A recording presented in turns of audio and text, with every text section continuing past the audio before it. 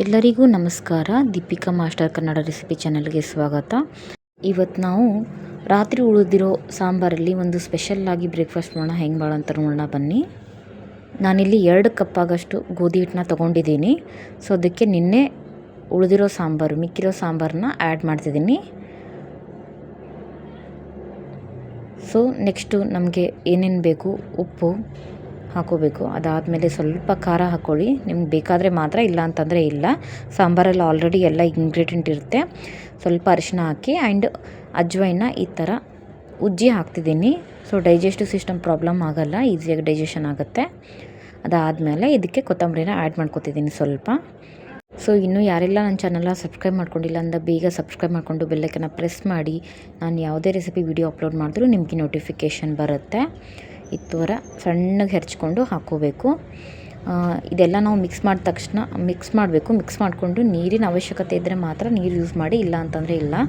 ಒಂದು ಸತಿ ಟ್ರೈ ಮಾಡಿ ನೋಡಿ, ತುಂಬ ಅಂದರೆ ತುಂಬಾ ಚೆನ್ನಾಗಿರುತ್ತೆ.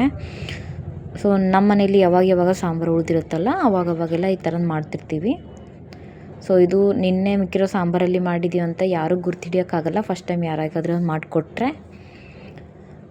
ಸೊ ಇದನ್ನು ಈ ಥರ ಮಿಕ್ಸ್ ಮಾಡ್ಕೊಳ್ಳಿ. ಇದರಲ್ಲಿ ನೀರಿನ ಅವಶ್ಯಕತೆ ಇರಲ್ಲ. ಒಂದು ವೇಳೆ ನಿಮಗೇನಾದರೂ ಹಿಟ್ಟು ಜಾಸ್ತಿ ಆಗಿದೆ ಅಂತ ಅನಿಸುತ್ತೋ ಅಂತಂದರೆ ಸ್ವಲ್ಪ ನೀರು ಹಾಕೋಬೋದು ಲಾಸ್ಟಿಗೆ. 1 ಸ್ಪೂನಷ್ಟು ಇಲ್ಲ 2 ಸ್ಪೂನಷ್ಟು ಅಷ್ಟೇ ಮಾತ್ರ. ನೋಡಿ ಈ ಥರ ಚೆನ್ನಾಗಿ ಮಿಕ್ಸ್ ಮಾಡ್ಕೋಬೇಕು. ಸೊ ಮಿಕ್ಸ್ ಮಾಡಿದ ತಕ್ಷಣ ಇದಕ್ಕೆ ಸ್ವಲ್ಪ ಎಣ್ಣೆನ ಸವರಿ. ಸೊ ಒಂದು 10 ನಿಮಿಷ ನೆನೆಯಕ್ಕೆ ಬಿಡಬೇಕು. ಸೊ ನಾರ್ಮಲಿ ನಾವು ಚಪಾತಿ ಹಿಟ್ಟನ್ನ ಯಾವ ಥರ ನೆನೆಯಕ್ಕೆ ಬಿಡುತ್ತಲ್ಲ ಆ ಥರ ಒಂದು 5ರಿಂದ 10 ನಿಮಿಷ ನೆನೆಯಕ್ಕೆ ಬಿಡಬೇಕು. ಸೊ ಅದಾದ ನಂತರ ಒಂದು ಮೀಡಿಯಮ್ ಸೈಜ್ ಆಗೋಷ್ಟು ನಾನು ಒಂದು ಸಣ್ಣದಾಗಿ ಈ ಥರ ಉಂಡೆ ಮಾಡ್ಕೋತೀನಿ.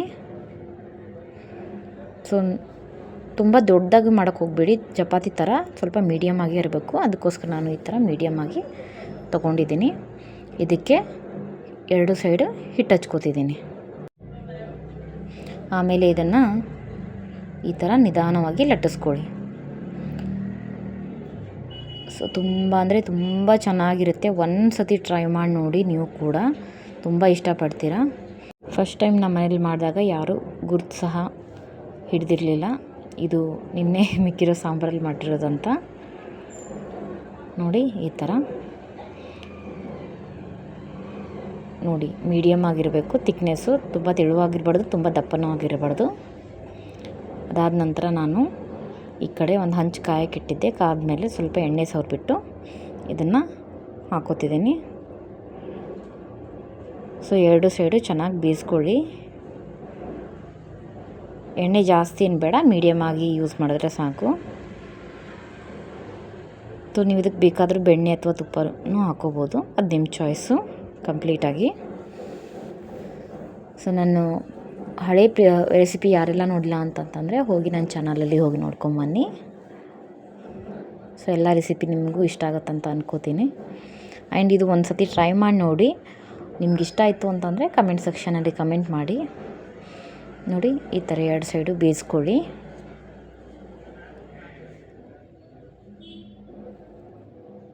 ಒಂದು ಸತಿ ಟ್ರೈ ಮಾಡಿ ನೋಡಿ, ತುಂಬ ಅಂದರೆ ತುಂಬಾ ಚೆನ್ನಾಗಿರುತ್ತೆ. ಆ್ಯಂಡ್ ಇದಕ್ಕೆ ನೀವು ಬೇಕಾದರೆ ಖಾರದ ಚಟ್ನಿ ಅಥವಾ ಮನೆಯಲ್ಲಿ ನೀವು ರೆಗ್ಯುಲರಾಗಿ ಯಾವ್ದು ಯೂಸ್ ಮಾಡ್ತೀರ ಚಟ್ನಿ, ಇಲ್ಲ ಅಂತಂದರೆ ನಮ್ಮ ಕಡೆ ಎಲ್ಲ ಶೇಂಗದ ಹಿಂಡಿ ಯೂಸ್ ಮಾಡ್ತಾರೆ. ಉಪ್ಪಿನಕಾಯಿ ಹಾಕ್ಕೊಂಡು ತಿನ್ಕೋಬೋದು.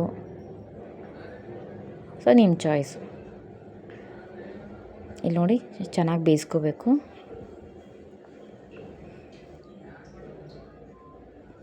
ಕಂಪ್ಲೀಟಾಗಿ ಆಗಿದೆ. ಇವಾಗ ನಾನು ಇನ್ನೊಂದು ಬೇಸ್ ಕೂಡ ತೋರಿಸ್ತೀನಿ. ನೋಡಿ ಈ ಥರ ಸ್ವಲ್ಪ ಎಣ್ಣೆ ಈ ಥರ ಸವರ್ಬಿಟ್ಟು 2 ಕಡೆ ಚೆನ್ನಾಗಿ ಬೇಯಿಸ್ಕೊಳ್ಳಿ. ನೋಡಿ ಈ ಥರ. ಸೊ ನಿನ್ನೆ ಮಿಕ್ಕಿರೋ ಸಾಂಬಾರಿಂದ ಪರೋಟ ರೆಡಿಯಾಗಿದೆ. ಇಷ್ಟ ಆದರೆ ಲೈಕ್ ಮಾಡಿ. ನೆಕ್ಸ್ಟ್ ರೆಸಿಪಿ ಜೊತೆ ಮತ್ತೆ ಸಿಗ್ತೀನಿ ನಾನು ನಿಮ್ಮೊಂದಿಗೆ. ಅಲ್ಲಿವರೆಗೂ ಬೈ ಫ್ರೆಂಡ್ಸ್.